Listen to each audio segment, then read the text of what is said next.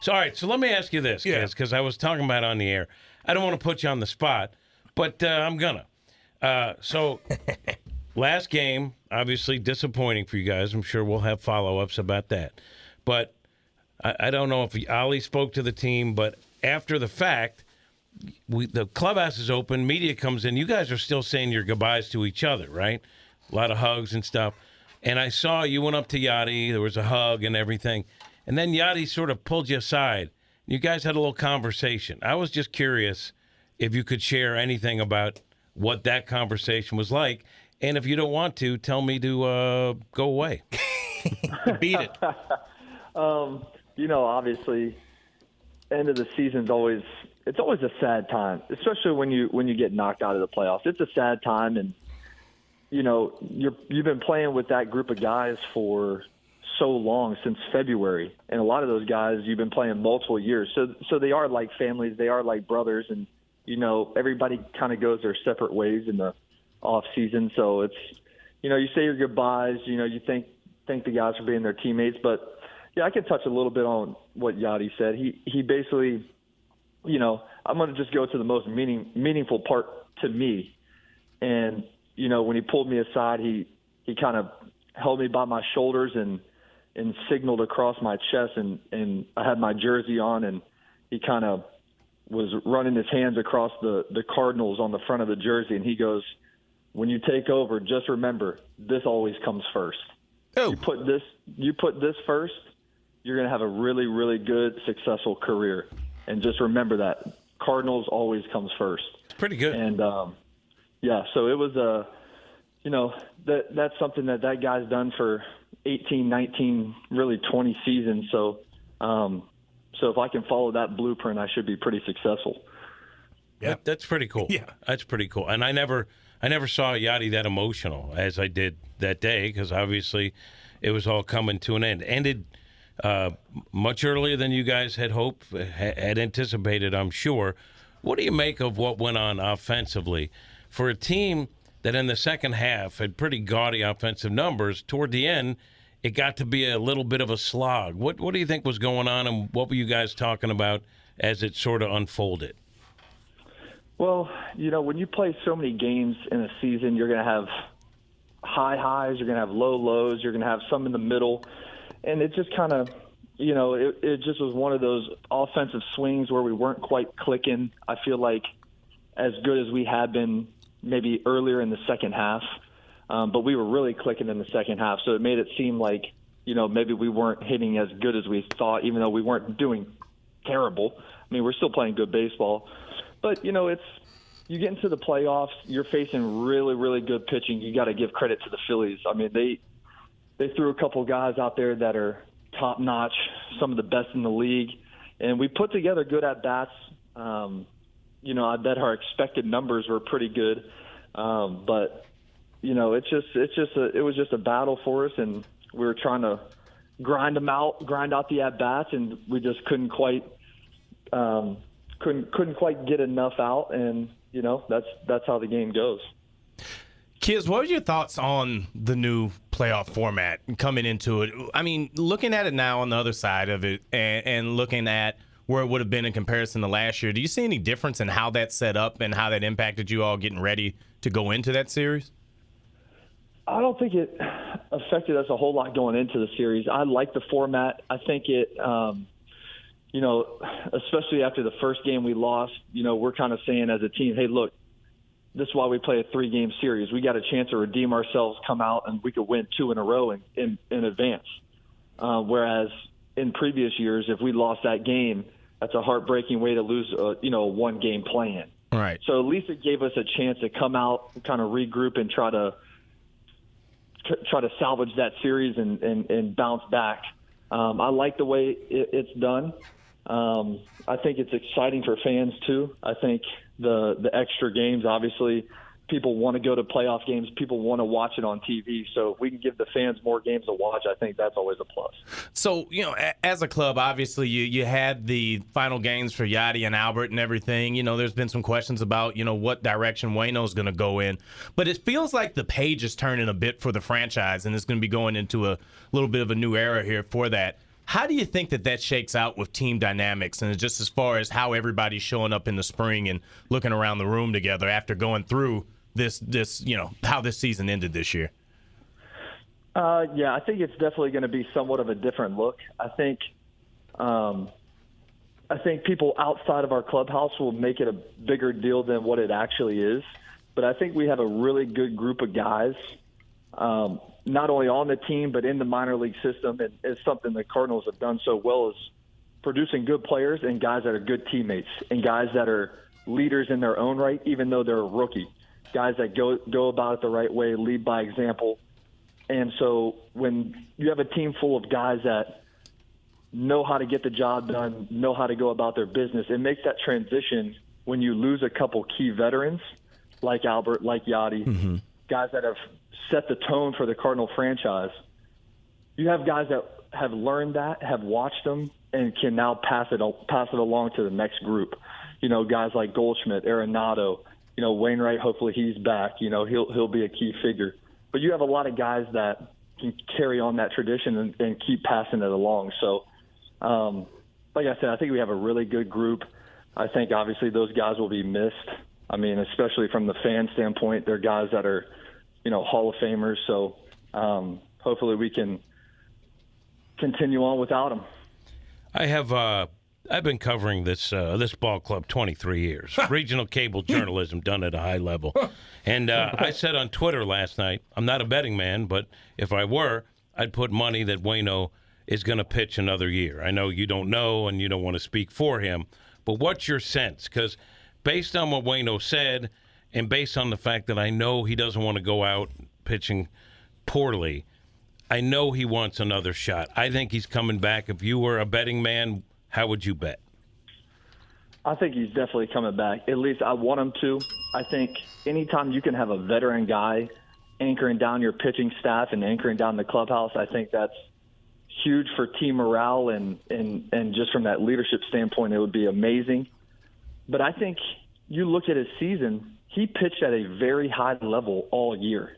He had, one or two bad outings in September. Okay, everybody has a bad outings. He had a low 3 ERA for the most of the season. He pitched outstanding, and to me, a guy that's going to be able to go out there, throw 200 innings at a low 3 ERA and compete and keep us in every single game and has experience, why wouldn't you want him back? That's the guy you want back. That's the guy you want pitching. So I'm hoping he comes back. But we'll see. I don't know. I don't want to speak for him, but hopefully he hears me saying I want him back. And then he'll decide it. He'll say, Kiz wants me back, I'm back. So I'm going to ask you about your future, right? I think there's more offensive upside that we haven't seen. I think you're getting better defensively. But there are some questions about what the Cardinals are going to do with the catching position. So my question to you is, how do you look at your situation and also the obligation you have now, if you're the guy, to kind of pick up the slack for being so important behind the plate as Yadi was? How much pressure is there on that? That's a tough question because I'm sorry, kids. I hope we're still friends. Friends. No, we all absolutely. But here's the thing: when I assess and go into the off season every single year, I sit down, I take a week to think about what do I need to work on? How can I get better? How can I help this team win? How am I going to go about my business this offseason, be prepared to be the starter? And I've done that for years now. I've always prepared like anything can happen. I can walk in, I might be catching 100-plus games. That's how I've always treated it. So that way I'm always ready when the time comes. So as far as my off-season preparation and thought process and mental space going into the off season, it's the same for me that I've been doing for years. But like you said, it is definitely big shoes to fill. And obviously I'm not saying that I'm going to walk in and take the job. It's going to be a battle for the job. I don't expect to get handed the job. I expect to go in and earn it. So that's kind of where my head's at. And I'm looking forward to getting back to spring training and going back to work. I want to say this, and then I'm going to hand off to someone else. But as someone who's around the team and in the clubhouse a lot, like a lot of times guys say, I put in the work, we put in the work and all. I can tell the folks listening that you're constantly looking at video. I see you taking notes all the time. I see pitchers coming up to you and asking you questions in terms of their preparation, even when you're not starting. So that tells me you're the guy that's ready whenever put into it. And so I give you a tip of the cap for that, sir. Thank you. I appreciate that. Hey, kids, look, you could think about next year. You talk about next year. But right now, man, it's been a long year. You kind of got to get your mind away from everything. What are you going to do? Are you going to go on vacation? You got anything set up? You going to hang out with little Luna? Like, what's going on? You got to get your mind away from this a little bit. I know that you're pretty hardcore, man, and you work your butt off, but it's probably vacation time right now, isn't it? Yeah. Well, my normal off-season routine, I always go back home and see my parents for about a week or so. That's where I'm at right now. My mom's actually listening to me right here. She's sitting at the kitchen island, so she's What's her name? Listening. Teresa. Hi, Teresa. Say hi, Teresa, from all of us. Hi. She says hello. Great job. I always come back home.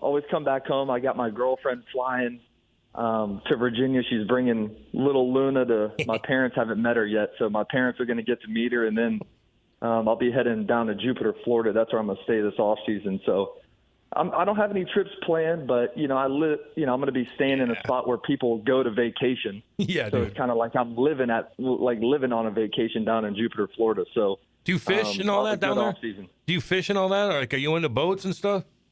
I'm not big into fishing, but Miles, I'm going to start fishing with Miles. Yeah. Because he's going to be living in Jupiter, so I'm going to go out with him. He's like an expert fisherman, so I need to go out with somebody that's like a professional. Yeah. And maybe he can help me out. So that's my plan in the off season. See, that's good advice. That's why I go out to drink with Cam. Yeah, kids. So I'm a professional, kids. I'm a professional. Professional. Yeah, always hang out with somebody that knows what they're doing on boats. That's just a word of advice from me. Yeah, absolutely. I'm telling you, don't just take that boat out by yourself. But anyway, tell Teresa we said hello. Thank you again for coming on, and we'll talk next week. Kick your feet up, though, kids. You worked your butt off all year. Thank you. I will. I'm going to take a little break and enjoy it. Right See on, you, buddy. kids. Right See you, on, buddy. brother. All right. I'll see you boys next week. Right on. Andrew Knizner. Somebody I said, root for that Great guy. He is the nicest dude ever. He's the nicest guy. You can just tell. You can always tell. Evaluate everybody. You know that, Jimmy. He is a sweetheart of a dude. If Kiz was a single man, the ladies would be throwing themselves at him. The ladies in St. Louis really do love a man that catches gear. The kid is a true gentleman, Jackie Parlays. Amen to that. And he really does put in the work. He does, man. He's going to be just fine. And you could tell the way his teammates chirp him and he chirps them like he's well-liked on the team. I root for him. I'd like to see them get a platoon, get someone else, and, because I honestly think, like, Kiz hit in the minor leagues. He was a guy hit first, defense later. So I think we'll see some of that. So here's the thing that's important about Kiz going in the next year, in all honesty, not just pumping his tires up. When you've had somebody like Yadi, who's known every single pitch, every single inner workings of how guys approach games, and they take those cues from him, and more often than not, when you just take that out the mix, and I'm sure Yadi will still come to spring and still, maybe give some knowledge off if he feels like it. But you got to have somebody that knows how to work with your guys so that you're not just restarting over your batteries next year, and then you can have a rough April if the catcher's still learning his pitchers, and the pitchers got to get familiar and comfortable with him. Like, Kiz is going to play an important part in carrying over some of that prep. Continuity. Hey, Yep. I got to read this That's text. the word. Thank you. I got to read this text, and I was thinking the same thing. I was thinking the same thing when Kiz was talking about Yadi. And in a way, and I know what he's meant, and it is what it is, but Timmy Van Gelder goes, how could Kiz take what Yadi said seriously? Kiz put the jersey first unless your basketball team has a big game. No! I knew that was coming. Oh. Jimmy, I knew that was coming. I don't think that's unfair either. I don't think that's unfair. I get it. But look, Yadi wouldn't be as beloved in that clubhouse unless they understood his dedication. So did he leave? Yes. But I don't think I think the teammates look at him as something special, maybe a little different. Look, trust me, he got a wide berth on that. Yeah. I don't think many players would get that wide berth, but he's Yadi. He's And Yadi. I will see that. Like, I wanted to take a picture of that when Yadi, because Yadi did, like, they said their goodbyes, and Yadi kind of pulled him aside. And you could tell it was like a special moment. I wanted to take my camera out and get a picture of that, but I didn't because I wanted to respect it. But it was really cool to see that. And Yadi, you could see, was like kind of emotional talking to kids, in a way, passing the torch. The important thing is you got the picture upstairs now. Yeah. So you were pretty much a part of the moment, too. The important thing is that we got kids to come on and talk about it. Yes. That's Yeah, that was nice. Yeah, he's a good dude. Really good dude. Kids is going to have a hell of a broadcasting career one day. He's got the look, too. He does. A lot of people think we look alike. Is that true? You do. Yeah, thanks. You guys look. And a sprinkle of Maddie Holiday. When you and Maddie Holiday were standing next to each other, I'm like, who's what? Who's what? Hard to tell It's the hard difference. to tell. Oh, somebody sent me a picture of the Avalanche and getting their rings. And did you see that setup they had? Oh, my God. They got like this huge box, and they all open it together.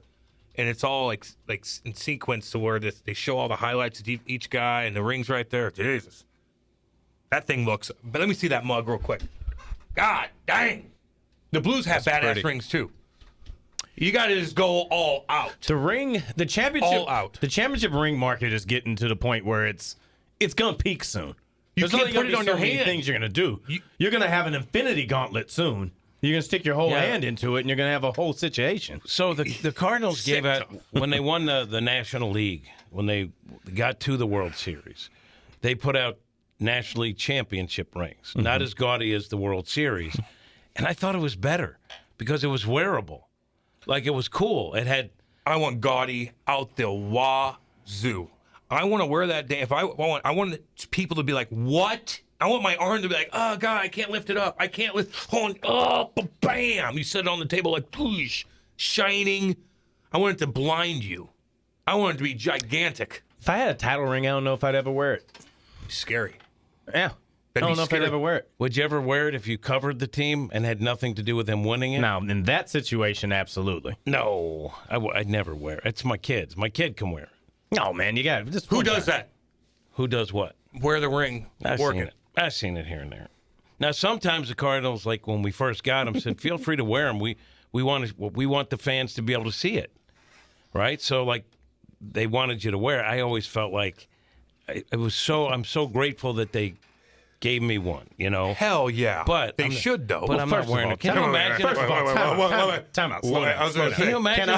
Can I thank you? Hey, get on with yourself.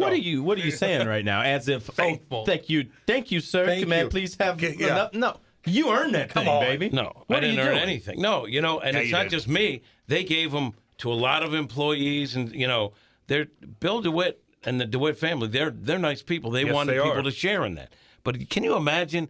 I have a World Series ring, and I walk in the clubhouse the next year. Well- like we did it, guys. No, you're right I'm on not that. doing that. Jimmy, you're right on that. Are you kidding me? Jimmy, you're right on that. But if you went to a dinner with a group of people and you wore it that night to show it off, who cares? It's your buddies. That's fine. I think I went to when Chaser first got it. We were up there hanging out, having some beer in Enterprise. I go, let me see that thing. He goes, no. And he gave it to Kate. Oh, Instead, God. of course. Isn't that how funny how all this works out? And I think Kate dropped it. I think she dropped like. I mean, it's so big, and she's got tiny hands, and I'm like, and then all of a sudden I grabbed it, and I'm like, man, oh man. She's like, I want to show it to Gritty. I'm going to show it to Gritty. Gritty already has one. Gritty has everything in life. Yeah. Huh? Getting an ass kicking is the way he's going to get. Eventually, the ring would turn into Flavor Flav style championship necklace. Hell yeah. The bigger, the better. I get that. Unfortunately for me. I get it. I would have a real one. I'd get an extra one made that I could wear if I did that. Well, Big Al Big Al gave me one. It looks the exact same. Yeah. From China. Well, Big Al's cruising around. People think, hey, Nate, you ever see Big Al at Top Shooters? Oh, When he- yeah, I see Big yeah, Al at Top Shooters. yeah, Big Al He was at the- just in Vegas, actually. I know. He He sent went me to the pictures. Cardinals-Raiders game, and he was still furious about the outcome. So I don't know how he's doing this morning, because that had to be tough on the Raiders. now they didn't cover. I'm sure he got a really good night's sleep out there. Really good night's sleep. And he's so funny. He will find a way to find an important person with the Raiders or whatever, like the owner with the pumpkin pie haircut. Yeah. And he'll be next to him and take pictures all night and send it to me at 3 o'clock in the morning. Oh, yeah, he did the whole tour. He was in Davis's, Oh, yeah. box, the whole 9 yards. How do you get in there? Well, if you take the tour of the stadium, you kind of see all Crowbar. of the behind the scenes. Jimmy, my phone goes off at night at 3 o'clock in the morning. And Kate's like, what's going on over there? I go, who do you think it is? She's like, oh, okay. Turns back around, goes to bed. 3 o'clock, text me 15 texts in a row. I'm like, oh, I knew it. What? 15 in a row. Then he calls me at 3 o'clock in the morning. You gotta put sleep. Kate's like, what? I go, no, you know who it is. You gotta put sleep mode on that thing, man. Yeah, then, I don't even bring my cell phone. Oh, to bed. my God. The saddest thing is when you read about this all the time. If you've ever watched that show, Pawn Stars, they always have it. It's called what now? Pawn Stars. Ah, right. Okay. About to say, yeah, I've watched. Yeah, I saw that. Pawn. Porn P-A-W-N. Pawn. It's Pornhub, Jimmy. Pawn Stars. They what? He said it clearly. Where's Iggy? That was like an Iggy joke. I mean, you set yourself up. Not really. But these championship rings of guys that have hit financial hardship, and all of a sudden they're pawning these things. It happens all the time. Well, and then you see some guys that have got. Sometimes you always assume it's, oh man, it must be a hard up situation. But I saw that like Kareem Abdul-Jabbar was selling some of his stuff. But one of the things he said, he's like, I've been blessed with so many different things that like putting some of this stuff out. He needed the money so that other people have got some of these things too. No way. But then you think about some guys that have got stuff they've given to the Hall of Fame. The Hall of Fame's got it. That's like, different. does the family own it? Does it like this? Do you need it? Maddie, if somebody's selling their ring so somebody else can enjoy it, you need money. Except I have read in a couple occasions, I wish I could remember the guys. I think guys, they get late in life where they're on the clock and they realize, okay, I got stuff from my family. I've read where guys have sold stuff so they can donate to charity, take the money and donate to charity. Oh. I would say most of the time it's probably a financial problem here and there. But there are guys who have sort of a change in a worldview as you get older and you're like, I don't need all this stuff. Yeah. I'm going to get some money together and try to do some good with it. Yeah. I think that was more or less Screw where I'm that. at. I'd like to meet those people. I'd smack them in their face. And if I'm their kid, and I'm like, I'm going to donate my money to charity. Like, what'd you say, Mom? Wait, what'd you say? You're going to donate to what charity are we talking Well, about? I'm going to start a charity. Like, if what? That's what's going on. Can you donate to my charity? Who was it? Bill Gates or one of the crazy rich guys Buffett said that they're going to donate when they die. They're donating because they don't want to leave it to their kids. So somebody else that's corrupt in that charity is going to have that money instead of your kids. Yeah, I don't get that. And it's the stupidest thing in the world. Unless you really believe that the money has destroyed you and you don't want to destroy your kids. If you would have thought that, you would have given the money away already. I'll tell you what the biggest joke is the inheritance tax. That is downright absolutely Of course Nate would hate that. Ridiculous. Well, I mean, think about it. It's already been taxed. I know. And now it's going to get taxed again at a higher percentage. I saw a breakdown of Kyrie Irving's salary up in New York, and they just said how the taxes get into it, and then there was a jock tax that costs him $1.2 million a year. It is overboard. And the death tax, too. Like, it affects death tax, yep. folks with farms and stuff like that. Yep. Like, I get it. Like, you don't want to be a country where the rich just keep getting richer and you don't have to do anything if you inherit it. I understand being on guard against that, but it affects other people too. And like a farm that has a value on it. Sometimes they end up having to sell the farm and it can't be passed down from generation to generation. Remember the guy Anthony Weiner? So there was this is years ago, they were going to raise the death The Ween tax, dog? but they of course explained it in a way that had nothing to do with it. And he put it, I'll never forget, I thought to myself, I don't agree with him, but at least he's honest. He said, yeah, you're dead. It's not yours anymore. It's ours now. Like he at least said it, because that's what some people believe. No, you're dead. It doesn't belong to you. You're dead, so now it's ours. If you believe that, say that. But I think, like so many things, there's probably somewhere in the middle that everyone can live with. I get it. Yeah, there's a balance to it, but people are like, oh, wealthy, you're working for them. Like if somebody, Dave, the wealthier he is, the better off we are. At least there are it's good just people, like a trickle down effect. Like Chelsea Clinton, who have done so much good, that have sort of grown into their own roles outside of their parents' shadows. She wouldn't even look at me at the bar one time. What? And I was Where did you meet Chelsea Clinton? I'll tell you. Oh. We're all in New York City. The whole team's out in New York City. I see Danny DeVito. I see Edward Norton. I see this weird. Did you say hi to him? Yeah. Oh yeah. God, yes. Did they know you? Yeah, they knew we were the Devils. They're in New York. We're playing it. Yeah. Oh hell yeah. Said that. That's cool. They were cool. They're in a table. Some weirdo little guy walks in with dreadlocks, and with 10 girls that look like robots. Axl Rose. We're like, that's interesting. He's by himself with 10 stone-faced models that just walk in like, I am a robot. Then this other little... So he's not by himself. He's with 10 Yeah, women. but not other... Like, there's no... They're all yours? Like, what are you talking to them about? Their problems? Like, you don't have a buddy that you could share that with? Anyway, then this little room, and I was young, and the guy's like, Chelsea's in there with her friends. Like, the nerdiest group of people ever. They're like, Camera, go talk to her. I'm like, okay. I open the thing. The guy goes, excuse me, sir. I go, hi, we just all the boys are looking over there. She knows that we're something. We all got nice suits on. The guy turns me down. I go, hi, Chelsea. She looks at me, turns right around, starts talking to her friends. I go, okay, see you later. Good talking to you. Good talking to you. Sat back down. The boys started laughing. Didn't even look at us. Everybody else was going. Went over to Axl Rose. He said, hey, he's out of it. Tried to talk to those girls. They're stone-faced, whatever. But everybody was nice but her and her nerdy-ass friends. They weren't even drinking. What do you think about that? $1 million. Nate, what do you think about You that? kidnapped Chelsea Clinton? She didn't look that bad, though. Really? Didn't look that bad. Her friends were goofy looking, but she didn't look that bad. Does this make you hate her even more? She didn't even look at me. It just seems as though, I don't know, couldn't she do something with her life? She hasn't done anything. I mean, absolutely nothing. That's a good story. Yeah. That's a really good story. That's a good That's a story. pretty cool bar to be in that night. I wish I You got was a hockey there. team. You got this. You got this. It's crazy. That sounds like a joke you just. So a hockey team, No. Axl Rose and Chelsea Clinton. I don't even know what this ball. place. It wasn't even that Danny nice. DeVito. You know, It wasn't even that nice. the truth is, like, I don't want to Penguin. I don't want to be buddies with players or any of that. You know that. But if I could have been there, I'd be like, hey, Cam, can I go with you? Hell yeah. I would have gone to meet DeVito. By the way, I have a picture with Danny DeVito, and I told him at Dodger Stadium, I'll take pictures, and I told him, I'm a sideline reporter. I'll never be more than that. But if I ever do anything great, and they make my life story, will you play me in the movie?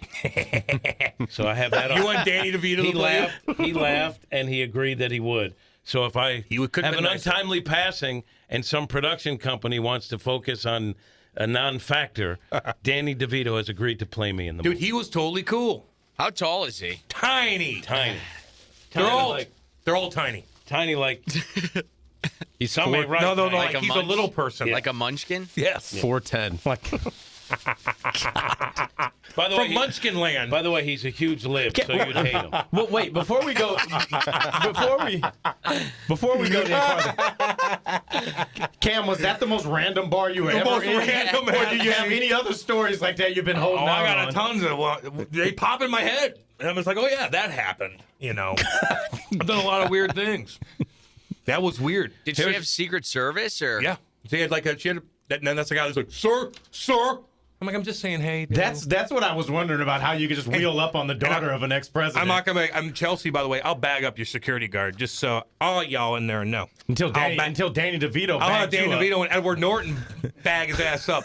Here's my Kid Rock story. Saw him at Wrigley, and in the press box, because he's getting ready to sing, the take me out to the ball game stuff. And I had a camera. I called the camera up there, and I was going to do something and run it in pregame. And I said, hey, can I grab you for a couple of quick questions? He said, if you give me a beer.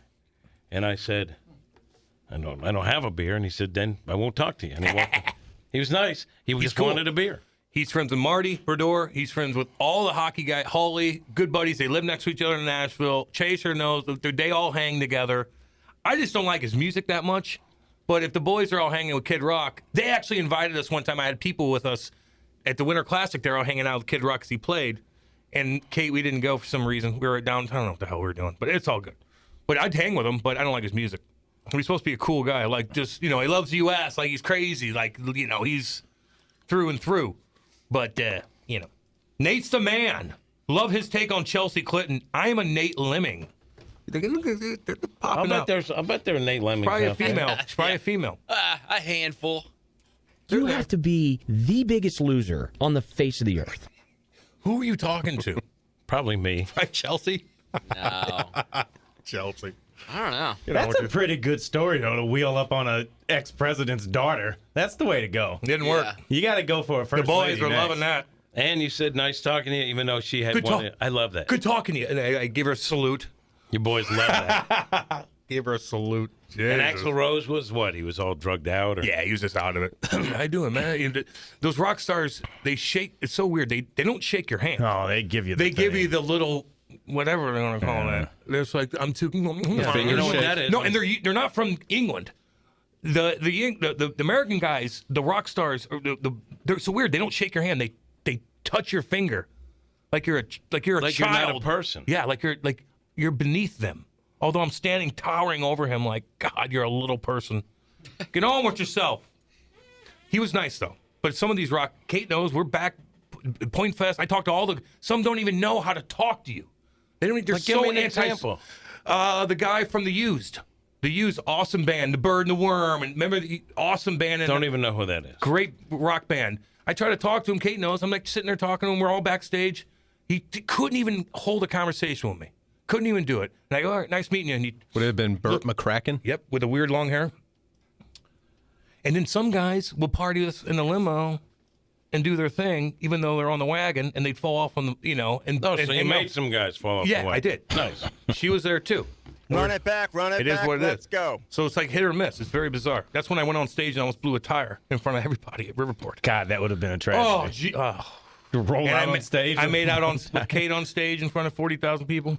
One of our first dates. I brought her up on stage with Jeff Burton and everybody, and he gave me the mic. I go, all right, I go, one more thing, and I dropped the mic, and I took Kate, and I just like the picture in New York City after World War II. The guy kind of like, Pepe Le Pew'd that girl. I did that to Kate in front of everybody, one of our first dates. I played Far Cry 5. Who was the band? I love you. Chevelle. We introduced Chevelle. We I play don't them know all who the that time. is. Yeah, huge. They're huge. See, Gritty can't do that. Gritty ain't doing As long that. as you got that, you should be able to keep them at bay. Oh, I was wheeling Kate. We did a lot of cool things. I took Aaron to Olive Garden. Now we do that. Now we order I Olive can't Garden. compete with We that. don't He leave the kissed house. his wife on stage. I took Tiffany up to the Blues Alumni Suite, and she was just like, "Oh, all these guys have got scarves on. They drink a lot. and they drink a lot." I love the Losey hose. and that Losey guy, that big guy, he drinks a lot. She did meet Losey that night. Him and Cam drink a lot, and they argue all the time. And they wear Let's see that scarves? booty shake of yours. She did say that night. She said, "Do they like each other?" And I was like, "Yeah, I think they actually Because I generally opened do a love nice. each other." He didn't want me to open a nice bottle of wine. I told him to go F himself. I go, find you're some gonna bring. poontang. I'm not drinking the crap. You're All right. bring that wine up, dude. There's no hell first is he daughter. doing? There's no first daughter in this story. A couple of princesses and Cam and Losey. But we'll fight in front of he people. opens up. He takes a bottle out. What about this one? Losey looks at him and says, "No, Cam, I'm saving that one." And he walks in the other room because somebody says something to him. And he looks and he says, "Screw that. Give me that pop." Pops the thing open. Losey walks back in the room to see what he's pouring. He puts the cup in front of him and he pours the bottle he just did. He's like, "Damn it, Cam. What? I was saving that until he said, get yourself another one. Go on now. You're okay." And then that's when my wife thought that these two He owes me ex-NFL money anyway. enforcers were going to wrestle on the floor Oh, in the yeah. alumni. And you're both wearing scarves? No, he's dressed like he's going to do an auction for Fabic. I don't respect you. He's got the jeans on, and And Chaser walked in like a kindergarten teacher. All right. That's it's enough. crazy in there. Drink it now that it's open. I will say though, the alumni box is a fun place to chill, man. I don't like watching a game up there because you can't really see. But you're hanging out with a bunch of cool cats. There's booze everywhere. Wait. Everybody's fun. Were they playing a game that night? I don't watch the game. All right, we gotta move on. Oh right? yeah, we got. Let's go.